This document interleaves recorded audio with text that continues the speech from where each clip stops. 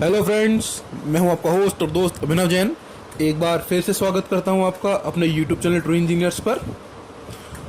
दोस्तों, जो वीडियो मैं आज आपके लिए लेके आया हूं वो इंडस्ट्रियल पर्पस से बहुत इम्पॉर्टेंट है। वीडियो का टॉपिक है डीमिनरलाइजेशन ऑफ वाटर या डीएम वाटर प्लांट। तो जो भी कोई प्रोसेस वाटर यूज़ होता है, चाहे बॉयलर फीड वगैरह में वाटर यूज़ होता है, तो उसको डीमिनरलाइज करना बहुत ज़रूरी होता है। तो इसी बारे में हम जानेंगे आज इस वीडियो में। तो जो लोग चैनल पर नए हैं वो चैनल को ज़रूर सब्सक्राइब करें और साथ में बेल आइकन ज़रूर दबाएं, जिससे आने वाले सभी वीडियोज़ की नोटिफिकेशन आपको मिलते रहें। तो चलिए शुरू करते हैं आज की वीडियो, डीमिनरलाइजेशन ऑफ वाटर। तो सबसे पहले डीमिनरलाइजेशन होता क्या है? डीमिनरलाइजेशन एक प्रोसेस है जिसमें वाटर से मिनरल्स और इनऑर्गेनिक सॉल्ट्स को रिमूव किया जाता है आयन एक्सचेंज प्रोसेस से। आयन एक्सचेंज डीमिनरलाइजेशन में क्या होता है, जो हाइड्रोजन केटायन एक्सचेंज होती हैं या केटायन एक्सचेंज जो होता है वो सॉल्ट्स को एसिड में कन्वर्ट करता है, और फिर जो बेसिक एनायन एक्सचेंज होती हैं वो इन एसिड्स को रिमूव करते हैं। तो यानी कि दो प्रोसेस है इसमें, केटायन एक्सचेंज और एनायन एक्सचेंज, और पूरी प्रोसेस मिलकर बनती है आयन एक्सचेंज। तो केटायन एक्सचेंज में पहले एसिड्स बनते हैं और एसिड्स को फिर रिमूव किया जाता है एनायन एक्सचेंज से। पर्पस क्या होता है इसका प्रोसेस का? आयनिक सब्सटेंस को रिमूव करना, कंडक्टिविटी को कम करना और पीएच को कंट्रोल करना। डीमिनरलाइजेशन जो वाटर होता है वो जनरली फ्री होता है या ऑलमोस्ट डिजॉल्व मिनरल से फ्री होता है, और इसमें हम 4-5 तरह से हम इसको कर सकते हैं। डिस्टिलेशन से, डीएनाइजेशन से, मेम्ब्रेन फिल्ट्रेशन से। मेम्ब्रेन फिल्ट्रेशन दो तरह का होता है, रिवर्स ऑस्मोसिस प्रोसेस और नैनो फिल्ट्रेशन। इलेक्ट्रोडायलिसिस या और भी टेक्नोलॉजीज होती है, उनके माध्यम से हम डीमिनरलाइजेशन कर सकते हैं। प्रिंसिपल क्या होता है इस पूरी प्रोसेस का? सॉरी, रो वाटर को दो स्मॉल पॉलिस्टीरीन बीड फिल्ड यानी कि आयन एक्सचेंज रेजिन के बेड से पास करते हैं। जो रेजिन होती है वो हमारी क्या होती है? पॉलिस्टीरीन की होती है, पॉलिस्टाइरीन। जो केटायन एक्सचेंज होती है वो हाइड्रोजन आयंस फर्स्ट बीड में होती हैं, और सेकंड जो बेड होता है उसमें क्या होता है, जो एनायंस होती हैं वो हाइड्रोक्सिल आयन से एक्सचेंज होती हैं। तो पहले हाइड्रोजन आयंस और फिर हाइड्रोक्सिल आयंस, यानी H पॉजिटिव और OH नेगेटिव। वाटर प्यूरिफिकेशन में के रेस्पेक्ट में बात करते हैं तो आयन एक्सचेंज एक रैपिड और रिवर्सिबल प्रोसेस है। रैपिड एंड फास्ट प्रोसेस है जिसमें जो वाटर के अंदर इम्प्योरिटीज प्रेजेंट होती हैं उनको हम आयन एक्सचेंज रेजिन की सहायता से रिप्लेस कर देते हैं। जो इम्प्योरिटीज होती हैं उनको रेजिन ले जाती हैं, और ये जो रेजिन्स होती हैं इनको हम टाइम टू टाइम रीजनरेट करते हैं, जिससे कि ओरिजिनल आयनिक फॉर्म जो है रेजिन्स की बनी रहे और वो बार बार यूज होती रहे। आयन क्या होती है? आयन इज अ एटम और group of atom with electric charge. जो पॉजिटिव चार्ज होता है आयंस होती है उन्हें केटायन कहते हैं, और जो नेगेटिवली चार्ज आयंस होती हैं उन्हें हम एनायंस कहते हैं। जो रो वाटर होता है हमारा, उसमें फॉलोइंग आयंस होती है। केटायंस में जो होती है कैल्शियम की ions, magnesium ions, sodium ions और पोटेशियम की आयंस होती हैं, और एनायंस में chloride ions, bicarbonates, nitrate, carbonates, ये एनायंस होती हैं रो वाटर में। अब आयन एक्सचेंज रेजिन्स हमारे पास दो तरह के होते हैं, केटायन एक्सचेंज रेजिन और anion exchange resin. Cation exchange resin hydrogen ions को रिलीज करते हैं, या जो दूसरी कोई पॉजिटिव चार्ज आयंस है उनको रिलीज करते हैं। इनमें फंक्शनल ग्रुप क्या होता है? RH। R क्या होता है? R represents the exchange resin और H represent the attach hydrogen ion. तो R जो होगा वो क्या होगा? एक्सचेंज रेजिन होगा, और H क्या होगा? वो अटैच हाइड्रोजन आयन जो होती है वो होती है। Anion exchange resin hydroxyl ions, OH negative ions को रिलीज करते हैं, या कोई दूसरी नेगेटिव चार्ज आयंस होती हैं उनको रिमूव करते हैं। इसमें होता है ROH। तो जो OH नेगेटिव आयंस होती हैं, R जो होता है फंक्शनल ग्रुप होता है एनायन रेजिन का, OH जो हाइड्रोक्सिल आयंस को रिप्रेजेंट करता है। 3 तरह से इसमें काम होता है। जो पूरी प्यूरिफिकेशन प्रोसेस 3 स्टेप में होती है। फर्स्ट क्या होता है, जो केटायन एक्सचेंज रेजिन है वो वाटर को सॉफ्ट कर सकता है by base exchange method. Secondly, anion exchange resin अकेला यूज हो सकता है, वो ऑर्गेनिक स्कैवेंजिंग या नाइट्रेट्स के रिमूवल में काम कर सकता है। और थर्डली, केटायन एक्सचेंज और अनायन एक्सचेंज का कॉम्बिनेशन यूज कर सकते हैं, जिससे सारी की सारी वर्चुअली आयनिक इंप्योरिटीज हमारी निकल जाती हैं। और जब दोनों को एक साथ यूज किया जाता है तो इसे कहते हैं डीआयोनाइजेशन या आयन एक्सचेंज मेथड। जो ये डीआयोनाइजेशन प्रोसेस होती है वाटर की, इससे जो वाटर मिलता है हमें वो उसकी बहुत हाई क्वालिटी होती है, बहुत हाई प्योरिटी होती है। जो डीआयोनाइजेशन प्रोसेस होती है या आयन एक्सचेंज प्रोसेस होती है वो दो तरह से होती है, या तो टू बेड डीआयोनाइजेशन होता है या मिक्स्ड बेड डीआयोनाइजेशन होता है। इनको हम देख लेते हैं क्या क्या होता है, टू बेड और mixed bed. Two bed deionization, two bed deionizer में दो वेसल्स होते हैं। फर्स्ट जो होता है केटायन एक्सचेंज रेजिन होता है, इसमें H पॉजिटिव आयंस होती हैं, और जो दूसरा होता है उसमें अनायन रेजिन होता है, इसमें OH नेगेटिव फॉर्म में होता है। वाटर केटायन कॉलम से जाता है, जहां पर सारी केटायंस होती हैं वो हाइड्रोजन आयन से रिप्लेस हो जाती हैं, एक्सचेंज हो जाती हैं। वाटर को इलेक्ट्रिकली बैलेंस रखने के लिए हर जितना जो हमारा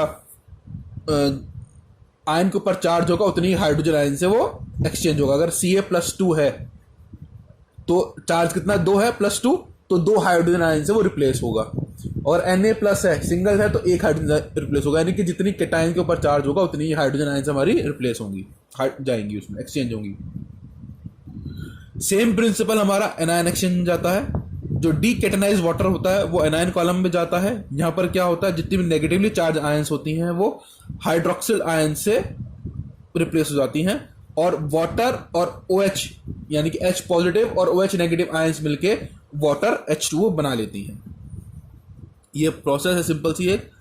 केटायन कॉलम में वाटर गया, वहां पे कन्वर्जन हुआ हमारा, H पॉजिटिव से देख सकते हैं हमारे आप। उसके बाद जो वाटर है वो गया हमारा जिसमें एनायन कॉलम में, एनायन कॉलम से H positive OH negative combine कर हमें प्योर वाटर में मिल जाता है। ये डायग्राम के फॉर्म में दिखाया है कि HCl और NaOH क्या, CaSO4, ये क्या क्या हमारा इसमें गया है और क्या क्या हमारा एक्सचेंज हुआ है।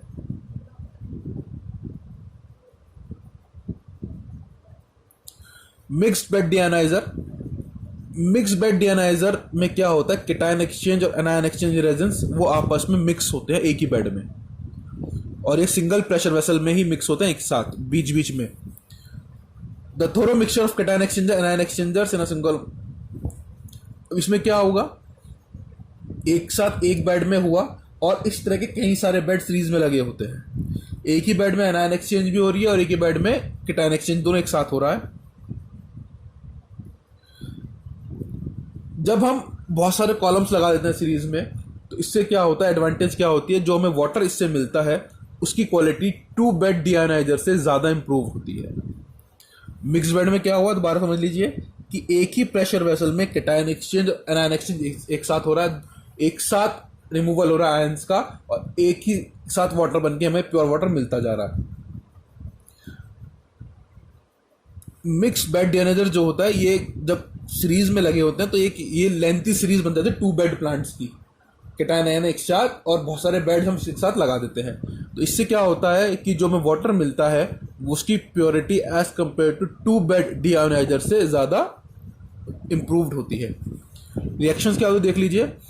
केटायन एक्सचेंज में NaCl प्लस RSO3H ये हमारा फंक्शनल ग्रुप है, तो क्या बना इसमें RSO3Na और HCl बन गया अलग। यही रिएक्शन हमारी H2SO4 या H2CO3 के साथ प्रोड्यूस हो जाती है कि हम NaCl की जगह H2SO4 ले लेंगे तो अलग अलग कंपाउंड हमारे बन जाएंगे। यहाँ पे हमने क्या करा, Na पॉजिटिव आयंस को हमने रिमूव कर दिया। अब RSO3 Na तो उसमें निकल गया और हमारा क्लोरीन HCl के साथ निकल गया। एनायन एक्सचेंज में क्या हुआ, अब ये HCl जो गया वो एनायन एक्सचेंज में गया, R4 वहां पे क्या हुई HCl प्लस R4NOH, और क्या बना R4NCH प्लस H2O। यहां से हमारा क्लोरीन आयंस भी निकल गई, यानी कि वाटर की एसिडिटी भी खत्म हो गई। तो ये रिएक्शन चलती जाती है। केटायन एक्सचेंज में हमने क्या किया, पॉजिटिव आयंस को रिमूव करा, और एनायन एक्सचेंज में नेगेटिव आयंस को रिमूव करा और वाटर भी मिल गया। मिक्स बेड रेजिन्स एक अलग क्लास होती है इसमें, जो ये जनरली यूज होते हैं बॉयलर फीड वाटर ट्रीटमेंट में। इसमें क्या होता है कि मैंने जो बताया आपको कि जो हमारा मिक्स बेड डियोनाइजर होता है उसमें हम ये यूज़ कर लेते हैं, ये दोनों का काम एक साथ करते हैं। ठीक है, मैंने आपको बताया कैटायन एक्सचेंज रेजिन्स और एनायन एक्सचेंज रेजिन बताए थे। तो मिक्स बेड डियोनाइजर जो होता है हमारा, उसमें हम दोनों आयंस का जो एक कॉम्बिनेशन होता है मिक्स बेड रेजिन्स, उनको यूज़ कर लेते हैं, वहाँ पर एक साथ एक प्रोसेस हो जाती है हमारी। एडवांटेजेस क्या है इस प्रोसेस की?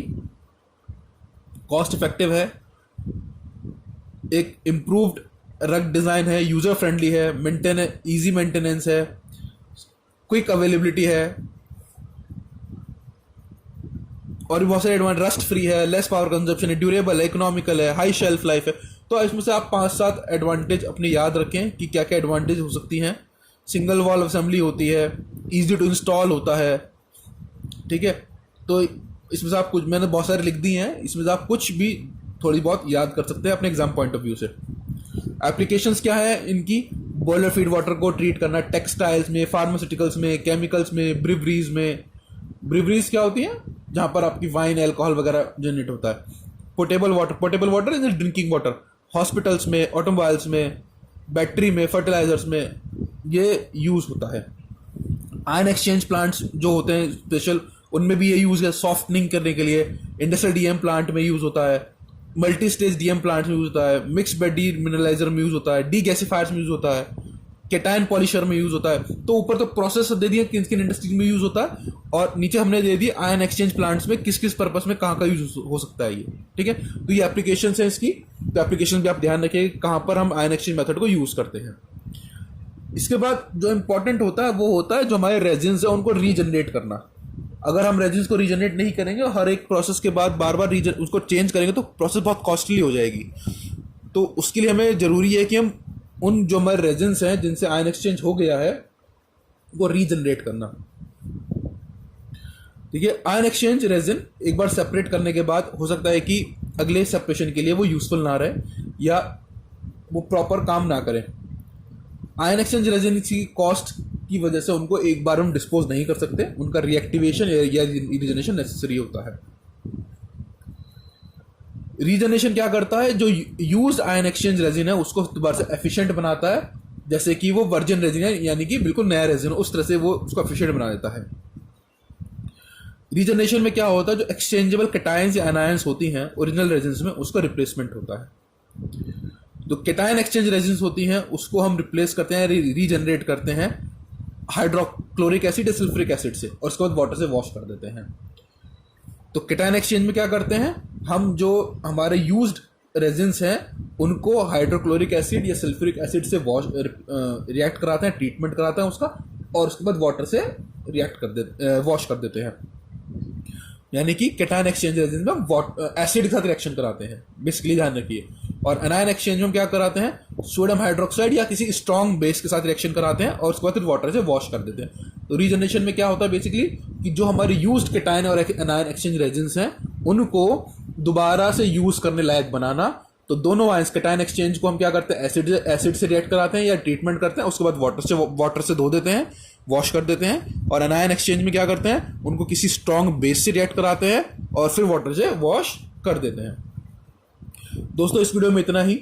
अगर आपको डीमिनरलाइजेशन का कॉन्सेप्ट क्लियर हुआ हो, वीडियो पसंद आए तो मेरे वीडियो को लाइक करें, कमेंट करें, शेयर करें और चैनल को जरूर सब्सक्राइब करें। साथ ही बेल आइकन जरूर दबाएं जिससे आने वाले सभी वीडियोस के नोटिफिकेशन आपको मिलते रहें। Thank you.